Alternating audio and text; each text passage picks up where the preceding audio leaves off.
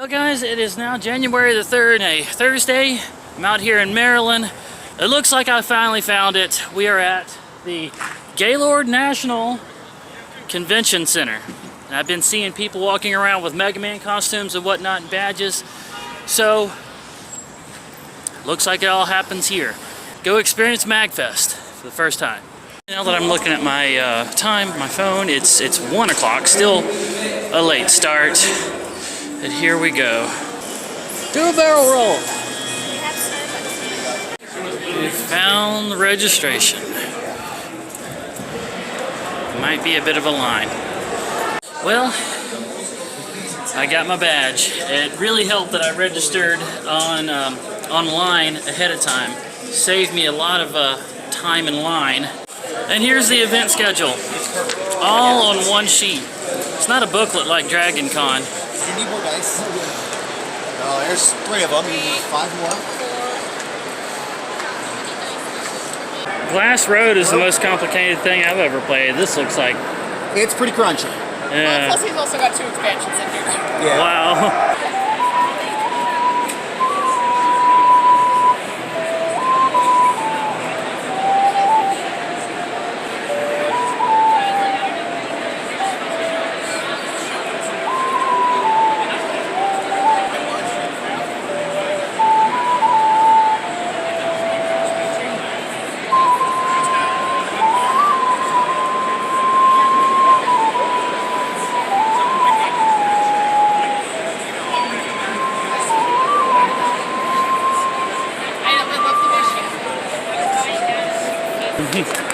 A little bit too accurate. If I put that on my YouTube channel, I'm going to get a copyright strike. Oh.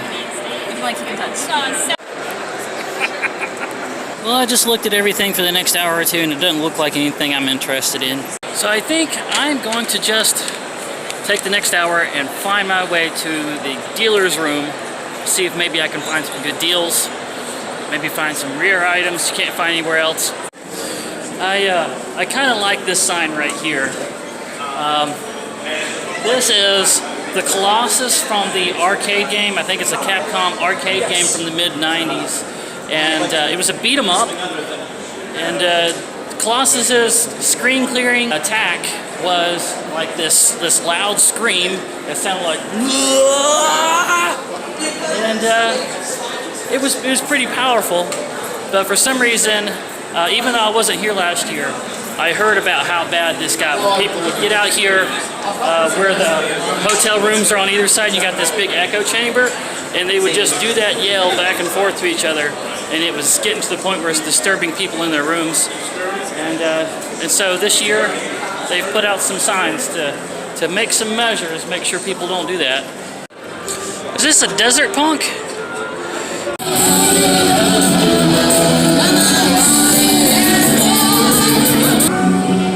You can do that with a real guitar.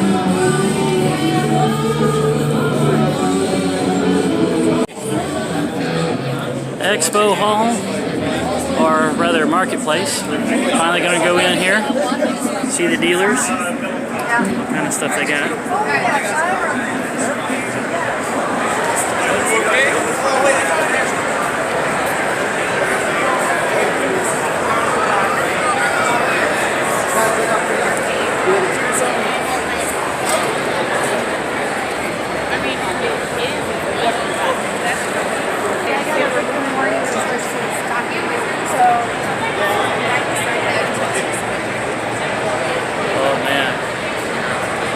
Shirt like that.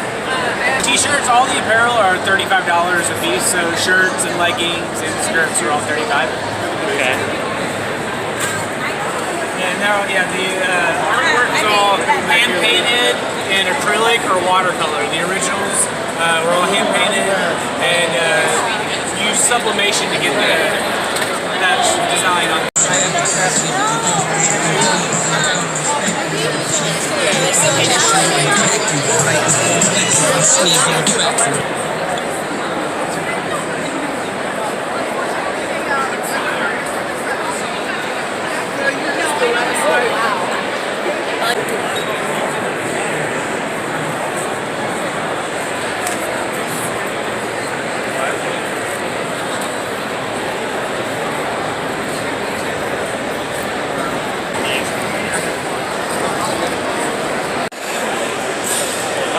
Big smiles, guys.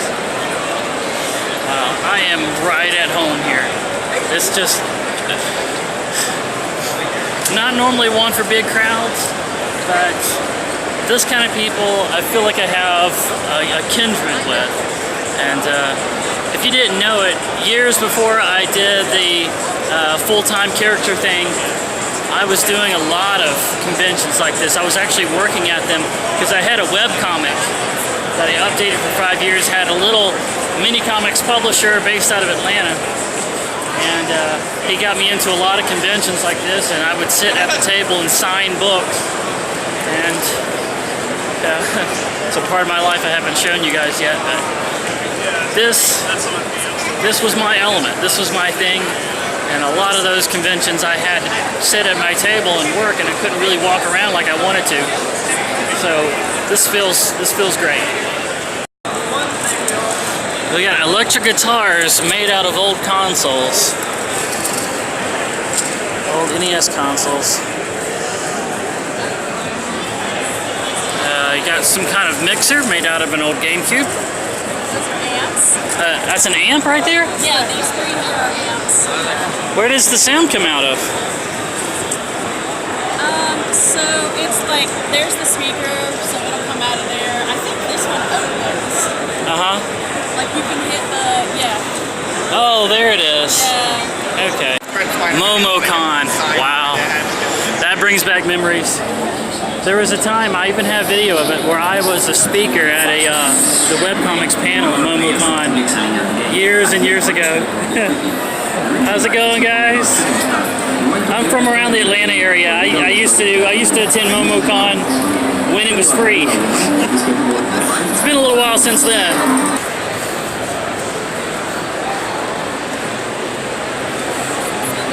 We've got Neo Geo Games here in the case. Not the ones in the cardboard box, in the case. And they've reached a point where there are hundreds of dollars a piece. Wow, that is really cool. Oh, and the famed Hong Kong 97 on cartridge. This is a repro.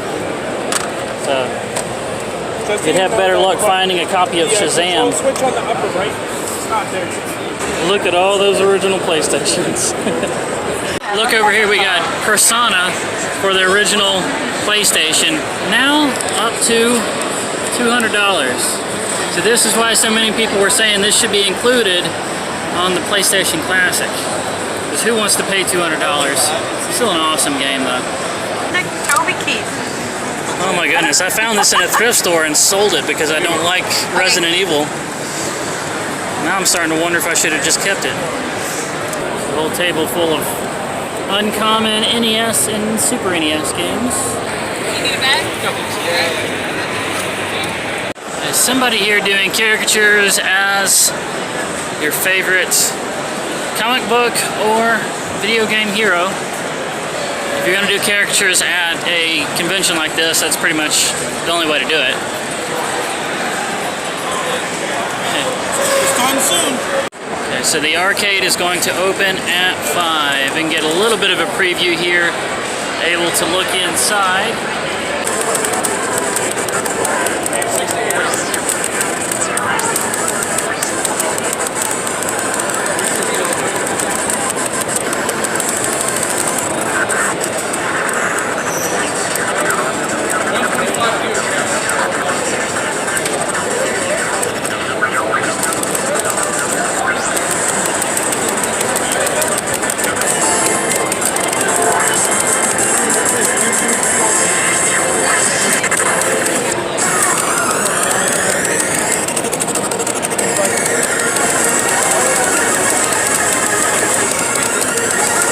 Where would a convention be without at least one steampunk dealer?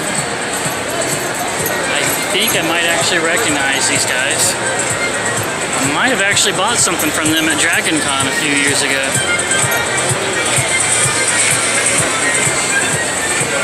Hey, what's the name of your company? I did! I bought a jacket from you guys! Yeah, it was at Dragon Con, you know, about 5 or 6 years ago. Yeah, it's a great jacket too, still works great.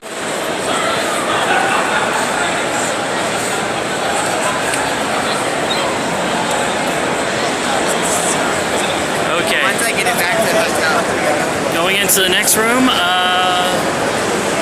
Console. That's what this is. This is the console room. You guys even know what button you're pushing? No, just button mashing. It's fun to watch, though. I'll say that.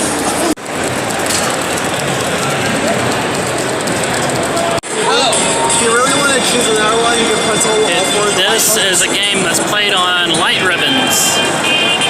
Not even a screen involved. I feel humble. Let's see here. If I hit, this is what happens. Okay, that brought up the sun, I think. Yeah, it did. Okay, some things are starting to melt. I don't like that. Let's turn it back off. Okay, now the snow started back up. All right, that's good. What happens when I turn on the hair dryer? Okay, I'm hearing the hair dryer sounds here. I would have thought there would be like wind or something. That doesn't do much. Let's turn that back off. What about this here? See what this does. What did that do?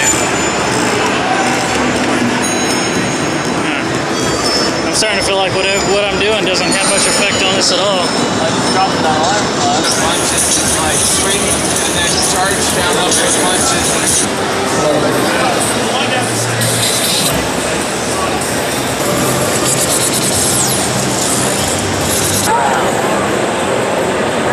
And also, if you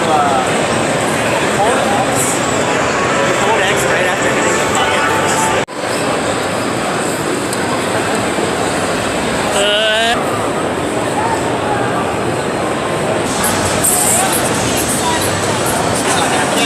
Holding and dragging makes those really difficult. Yeah.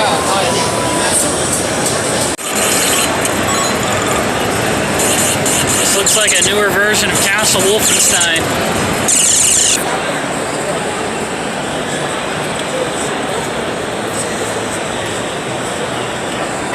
There's Manny from Grim Fandango. Oh, Do it next year. oh my goodness. This is my favorite game of all time. Right here. We got Manny and his, I don't know, this was, I think, when he was the manager of the casino.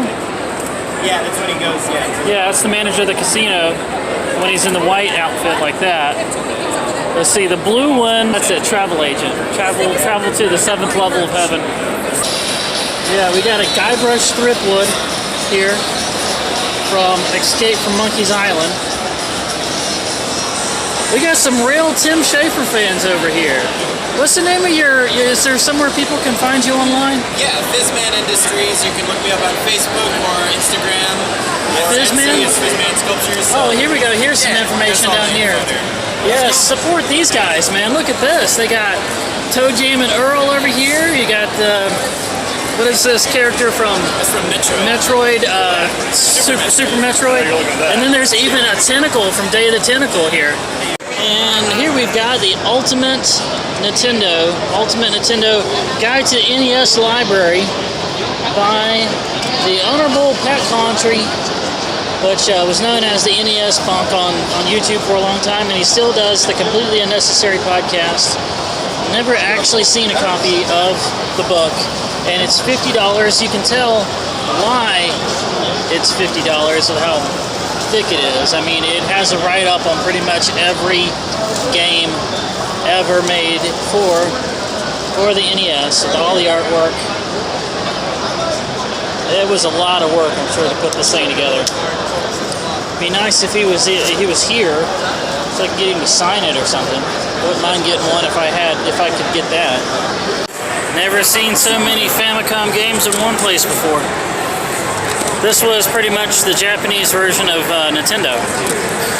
And it's not that hard to mod a Nintendo so to play these. But you got to find the ones that don't have a whole lot of writing and reading as part of the gameplay so that you can play it without needing to learn how to read and speak Japanese. So Some of it is in English though, like this one here, Super Mario World. It'll be readable. Even more of them over here. And our Nintendo cartridges were like this big.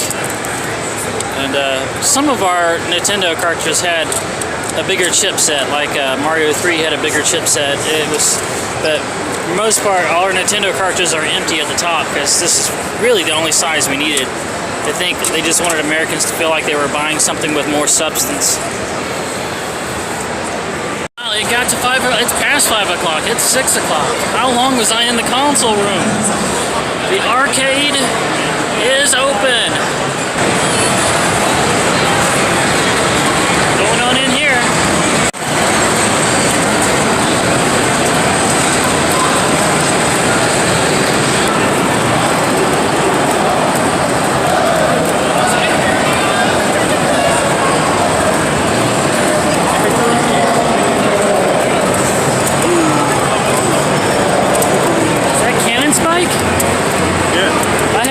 Seen Cannon Spike. That is so rare. The best time Crisis ever made.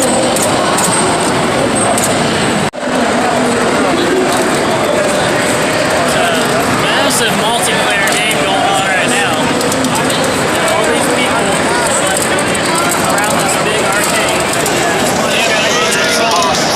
It's being broadcast up here on the big screen.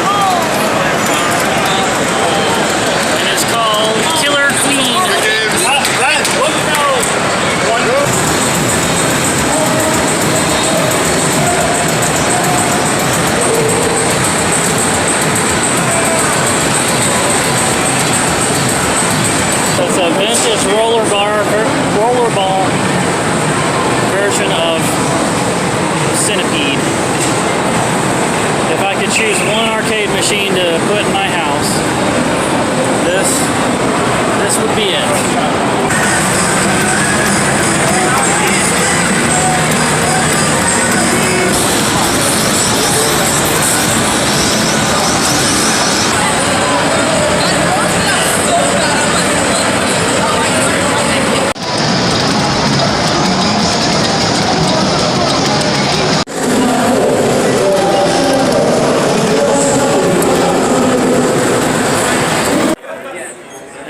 This would be the public PC arena or the giant LAN party.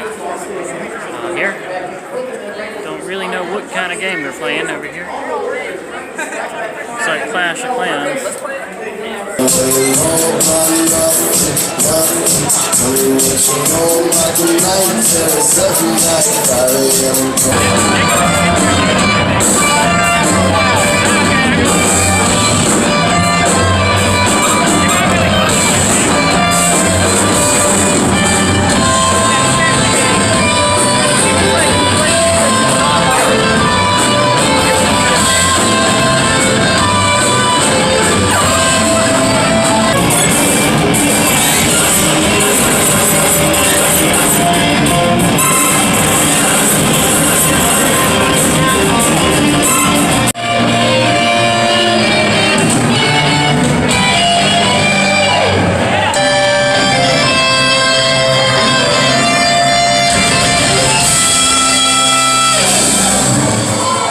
That concludes all of day number 1 of Magfest 2019.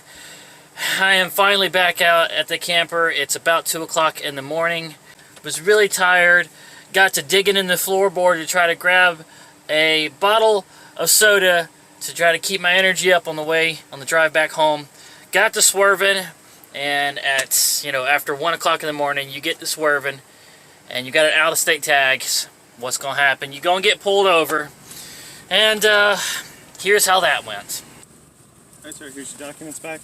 Just giving you warning today. Alright, just make sure if you need to reach for something or whatnot, you just stop your vehicle, pull off to the side of the parking lot somewhere safe, just do it instead of driving and trying to do that. He's a backup officer. Okay. It's nighttime. We take certain precautions when we're encountering anybody. Okay. Right. Now, to be fair, he did just give me a warning. Realistically, having out-of-state tags, and having actually not maintained my lane. That was a ticketable offense. He could have written me up for that and exploited some money from an out-of-towner. And so I'm actually grateful that he did not do that. And I will try to be more careful in the future and try to maintain my lane a little better. So there we go. A police officer that was actually not a total douche.